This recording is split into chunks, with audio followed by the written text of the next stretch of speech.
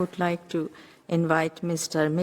Papanikolaou, Secretary General of Trade Union International of Workers in the Building, Wood, Building Materials and Allied Industries.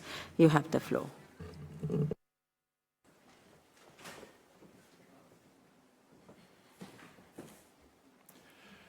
Esteemed delegates, I address this 114th session of the International Labour Conference on behalf of the Trade Union International of Workers of the Building, Wood and Building Materials UITBB, member of the World Federation of Trade Unions, representing millions of construction workers across the globe, talking about the importance of social dialogue.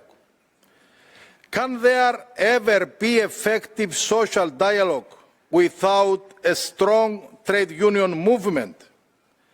Can there ever be effective social dialogue without the government being on the side of the workers?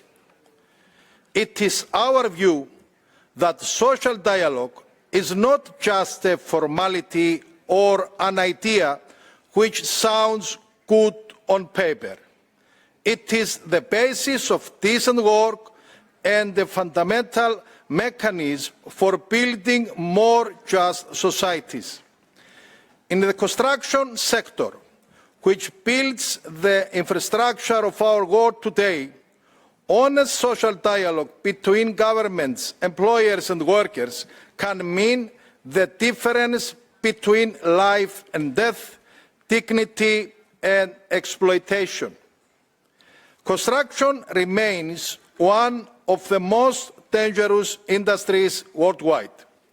Every year, approximately 60,000 workers lose their lives in workplace accidents, one every 8 minutes.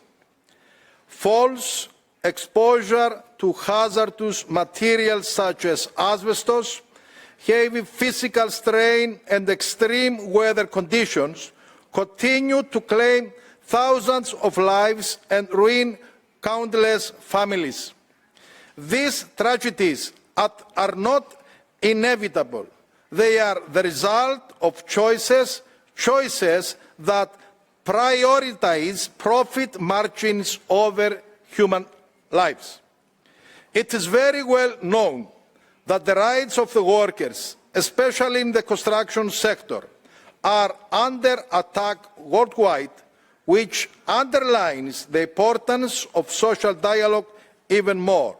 Today, collective bargaining coverage remains very low in many countries around the world. Conservative policies have weakened unions, promoted precarious and flexible forms of employment, and left millions of workers, especially migrants, women and youth, exposed and vulnerable. So, we need proper social dialogue, a social dialogue which, when supported by collective bargaining, when trade unions are present and collective agreements are respected, leads to improved safety standards, higher wages and more human working conditions. Governments have a decisive and irreplaceable role to play in this situation. They must be on the side of the workers, which are the ones who need protection. This means the following: fully implementing and enforcing ILO conventions and recommendations on social dialogue, freedom of joining trade unions and collective bargaining, strengthening labour inspections, implementing labour laws to the full regarding the right to organise collective bargaining, heavy fines for collective agreements, violations, etc., including the full cost of health and safety measures in project budgets and imposing serious penalties on employers who neglect them. Esteemed delegates, Construction workers build the future. They deserve to return home safely every evening, to earn living wages and to have their collective voice respected in deciding their working conditions. Social dialogue without governmental commitment to workers' rights is just for show, which depends on inequalities and imbalances between capital and labour. Only when governments protect the vulnerable can social dialogue deliver real progress toward decent work, reduced inequality and sustainable development.